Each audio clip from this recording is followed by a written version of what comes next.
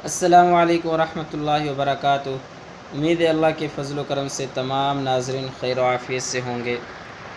اللہ تعالیٰ تمام ناظرین کو دنیا جہاں کی خوشی عطا فرمائے، آمین۔ اگر آپ کے ساتھ بھی یہی مسئلہ ہے، آپ کی اولاد نافرمان ہے، آپ کے بھی مسئلے حل نہیں ہوتے، گھر میں رزق نہیں، پریشانی اور جھگڑے ہیں، تو یہ ویڈیو خاص آپ کے لیے ہے۔ اس کو اسکپ نہیں کرنا، پورا سننا ہے اور اپنے دوستوں اور رشتہ داروں میں بھی شیئر کر دینا ہے۔ اگر ہمارے چینل پر آپ نئے ہیں، ابھی تک سبسکرائب نہیں کیا، تو جلدی سے سبسکرائب کر کے بیل آئیکن کے بٹن کو پریس کریں۔ میرے دوستو، سب سے پہلے ہم ان باتوں کو سمجھیں جو آپ صلی اللہ علیہ وسلم نے ارشاد فرمائے، جو اللہ تعالیٰ فرما رہے ہیں کہ گھر میں کتے اور بلے کا تصویر نہ ہو۔ حدیث مبارک ہے، اس گھر میں رحمت کے فرشتے نہیں آتے۔ اور ہم اپنے گھروں کو دیکھ لیں تو کیسے ہمارے گھروں میں برکت آئے گی، کس طرح ہمارے گھر امن میں رہیں گے، کس طرح ہمارے گھر میں ہمیں سکون ملے گا۔ سب سے پہلے اس کام کو ختم کرنا ہوگا، جو بھی تصویر ہو۔ اب یہاں پر کتے بلے کے علاوہ اگر بچے کی بھی تصویر ہو تو وہ بھی آپ کو اجازت نہیں، شریعت آپ کو اجازت نہیں دیتی۔ اگر آپ گھر میں برکت چاہتے ہیں تو اس تصویر کو ہٹا دیں۔ بلکہ علماء حضرات تو موبائل کے تصویر کو بھی اجازت نہیں دیتے۔ بہرحال اس میں تو فقہاء کا کچھ اختلاف، اور بعض کہتے ہیں کہ مجبوراً جائز ہے اور بعض کہتے ہیں نہیں، لیکن آپ حضرات نے گھر کو مکمل تصویروں سے خالی کر دینا۔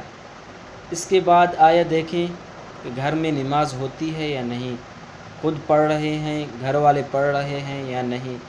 دیکھو میرے دوستو، نمازی کی منحوست اتنی زیادہ ہے کہ 40 گھر دائیں طرف بائیں طرف چاروں سمت کی طرف اس کی منحوست جاتی ہے، اور جب کہ حال یہ ہے کہ گھر میں نماز ہی نہیں، پھر کہتے ہیں گھر میں برکت نہیں، رزق نہیں، کسی نے کیا کر دیا۔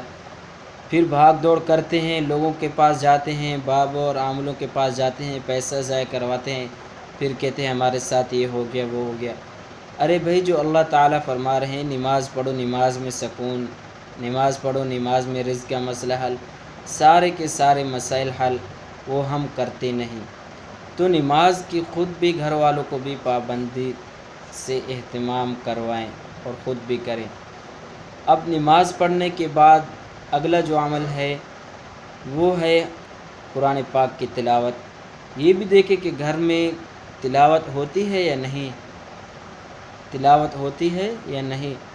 بعض علماء نے یہ بھی کہا کہ قیامت والے دن اللہ تعالیٰ پوچھیں گے تمہارے گھر میں قرآن پاک تھا، اسے کتنا پڑھا، کتنا یاد کیا، کتنا اس پر عمل کیا۔ اگر ہم یاد نہیں کر سکتے تو پڑھنے کی تو کوشش کریں۔ اور یہ ایسی مقدس نورانی کتاب ہے، اگر آپ اسے پڑھتے ہیں، آپ کے ساتھ جو بھی مسائل ہوتے ہیں، جن برے گناہوں میں آپ مبتلا ہوتے ہیں، جو کسی کے سامنے آپ شیئر بھی نہیں کر سکتے، اللہ تعالیٰ ان بڑے بڑے اور غلیظ کاموں سے آپ کو بچائیں گے، ضرور بچائیں گے اس قرآن پاک کی برکت سے۔ تو گھر میں آپ نے یہ دیکھنا ہے کہ قرآن پاک کی تلاوت ہو رہی ہے یا نہیں۔ اس کے بعد جو اگلا اسٹیپ ہے وہ آپ نے یہ دیکھنا ہے کہ گھر میں جو آمدنی آ رہی ہے وہ حلال کی ہے یا حرام کی۔ اب اس میں یہ نہیں کہ آپ شراب اور خنزیر لے کے آئے کہ یہ حرام ہے باقی حلال۔ اگر آپ کہیں پر جاب کرتے ہیں تو وہاں آپ کی حاضری ضروری ہے۔ آپ پورا مہینہ نہ جائے اور حاضری لگے اور آپ کے انکم اور بینک میں پیسے آ جائیں تو یہ ہرگز آپ کے پیسے حلال کے نہیں ہوں گے، کیونکہ آپ صرف حاضریاں ہی لگواتے رہیں اور خود حاضر نہیں تھے کام پر۔ تو اگر اس عمل یعنی کہ اس طرح کے جو آپ کو چھوٹے اعمال بتائے ان پر آپ عمل کریں گے تو انشاءاللہ آپ کی اولاد بھی نافرمان نہیں ہوگی، آپ کے گھر میں مسئلے مسائل بھی نہیں ہوں گے۔ یہ ساری باتیں آپ کو قرآن و حدیث سے ملتی ہیں، کوئی باہر سے ہم نے بنا کے نہیں لائی، بلکہ ان باتوں پر الحمدللہ جو لوگ عمل کر رہے ہیں آج ان کی زندگی میں چین اور سکون ہے، الحمدللہ اچھے طریقے سے ان کا زندگی اور ان کا روزگار چل رہا ہے۔